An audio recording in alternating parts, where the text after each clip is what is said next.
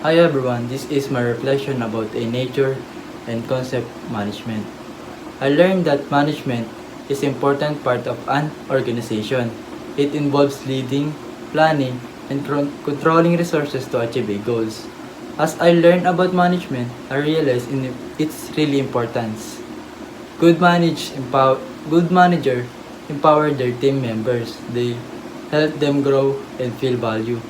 This creates a positive work environment where people trust and respect each other. There's there's a lot of theories like management theories have changed over time. Classical theories focuses on efficiency and behavior theories on people and quantitative theories on data. Managers need to adapt to these changes.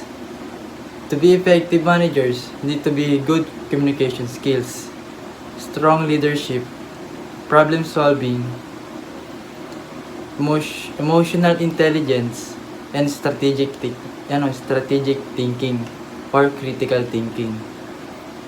From my experience, I see that good management is need encourages learning and improvements, promotes diversity and inclusion, and adapt to change to succeed.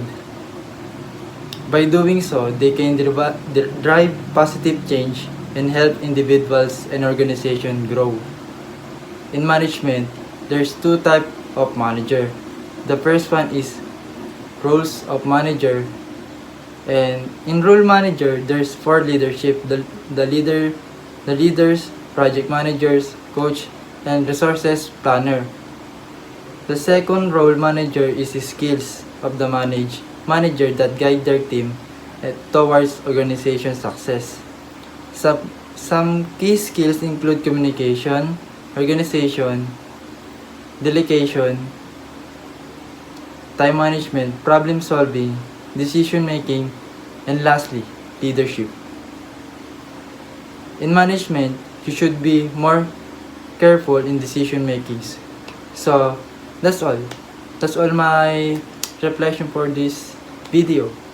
Thank you for watching.